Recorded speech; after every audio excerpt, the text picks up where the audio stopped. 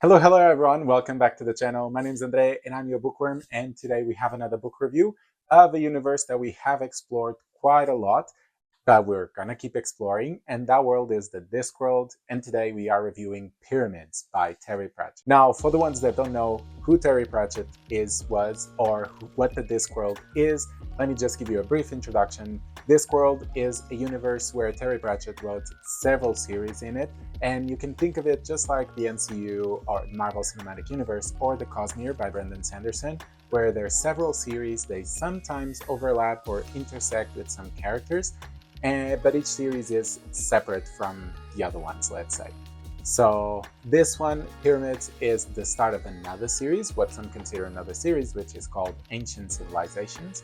But this is actually the 7th Discworld book to be published. So far in the Discworld, I have read and reviewed 9 books. You can check them all out here on the channel. They have all reviews, some of them with these thumbnails, or you can just go through the cards, explore the channel, watch the videos, like them please, because that helps a lot the channel. But anyways, if you're here for Pyramids, let's get on with it. So Pyramids, like any other Terry Pratchett book, is a mixture of fantasy and absurdity. This one was published in 1989, which seems so far away, and I mean, at the same time, this book seems so relevant still. And a funny thing, even though this is considered a fantasy book, this book actually won the British Science Fiction Award. And you'll see why once you start reading it. On Goodreads, this book has over 91,000 ratings, and it has an average score of 3.93 out of 5, which isn't very high for a fantasy book, but at the same time, it is very high for a science fiction book. So which one will we think it's more accurate? Let's try and find out. For the ones looking at this cover and thinking that this doesn't actually look like the normal covers we see around in the bookstores, that is because this is their Discworld hardback edition. And so it's a hardback. It does have a different cover. It has some silver elements into it. As you can see, it's quite shiny, and the image is very relevant to this story. All of the books have a different color, so they will stand out on your bookshelves. I don't have them here because they're in other bookshelves, but I can guarantee that they will stand out. Although the feeling that they have, this is like almost like a fabric type of material, not really leather, but similar. And yeah, it's quite nice. If you want to check out this, look for the Discworld Emporium. But moving on, first we're gonna go through the synopsis, which is the usual here on the channel. I'm gonna narrate the synopsis to you just so you can have an idea of what we're talking about through the review. If you don't want to hear anything, just skip to the next timestamp. You'll jump right into our categories. Otherwise, you can stick around, hear about it, and yeah, let's do it. Look after the dead, said the priests, and the dead will look after you. Wise words in all probability, but a tall order when you have just become the pharaoh of a small and penniless country whose largesse, and indeed treasury, is unlikely to stretch to the building of a monumental pyramid to honor your dead father, and particularly when your only visible means of support is a recently acquired qualification from the Guild of Assassins, where running a kingdom and basic financial acumen were not prerequisites for course entry. That is it for Synopsis. I think it always has that flair of Terry Pratchett that I will be talking about in this review. But the next thing, or there's no really next thing that I need to talk about, because usually we go through the scores of the previous books, but since this is the first book of the series, there's no scores to go through. So let's just jump into our categories, starting with plot. So in this book, we follow a couple of POVs, but mostly our protagonist, which is Tepig, which the name, I kept thinking of the Pokemon called Tepig, which is a little fire pig. So that is not really the image I want to have for this main protagonist. And Tepig is our newly graduated assassin. The start of this book I thought was one of the best ones in all of the Discworld books I've read so far. It was very punchy, it was giving a lot of elements that I found interesting, such as a Guild of Assassins, at the same time an empire with pyramids and kind of like Egypt. So, in the trial as well. So there were a few elements that immediately grabbed me. And especially because I thought the whole book was going to be us seeing Tepig going through his trial. And at the same time, we would have flashbacks of how he came to be at that point.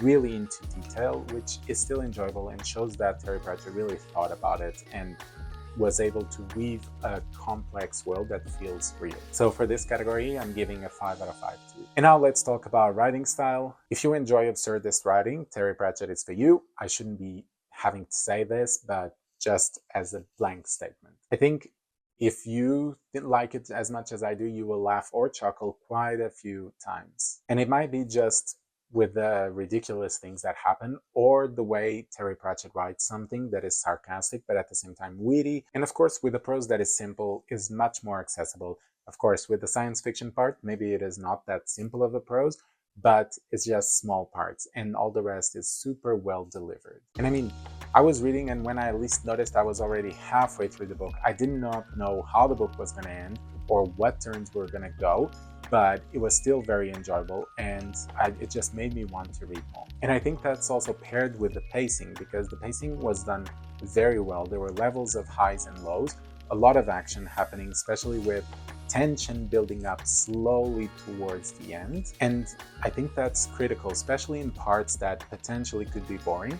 But if you see that the plot or the tension or the pacing is progressing through it, you won't feel as bored. And besides, if there's a joke or two in there, then it's more likely that you will laugh and just read a bit more to pass through that boring part. And then, of course, I could not talk about this book without talking about the myriad of messages that Terry Pratchett put into it, or themes, whatever you want to call it. This book reminded me of Equal Rights in the sense that Equal Rights also had a big message to pass, and I thought it was delivered brilliantly. It was a 5 out of 5 in that sense. And I mean, Equal Rights, you can check it out. I've reviewed that book as well. It's one of the best ones I thought of the Discworld. I think Terry Pratchett, when he wants us to focus on certain themes, he addresses them very well. He ensures that the reader will know what we're talking about, again, without being preachy or without being like a sermon. And I think it actually makes the reader think if something is wrong or right, or just how absurd it is that we all do it a certain way,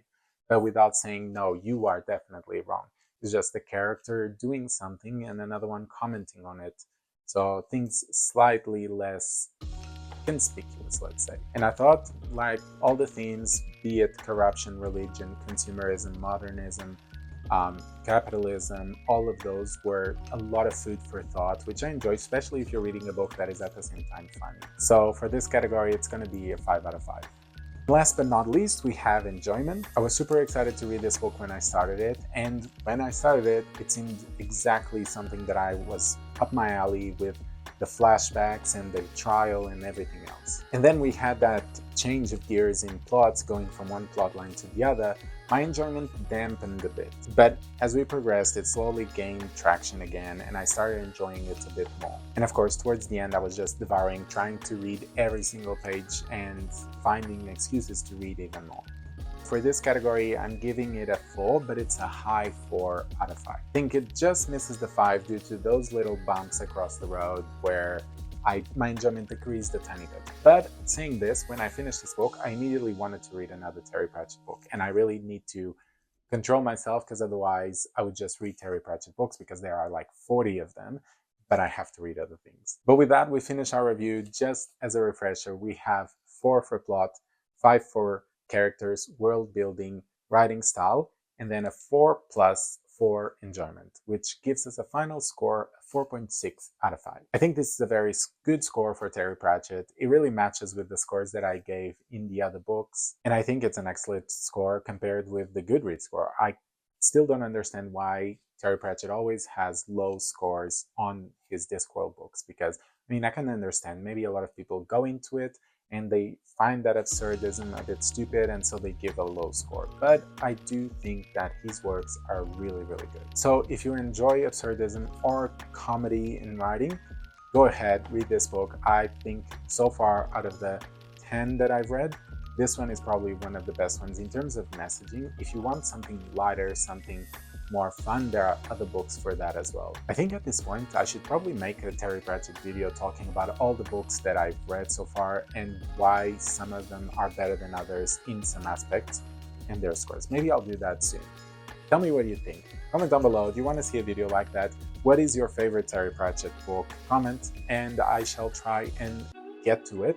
But for now, yeah, I hope you enjoyed this video. If you're new, don't forget to subscribe, like the content, and I shall be seeing you on Thursdays and Sundays again. See you soon.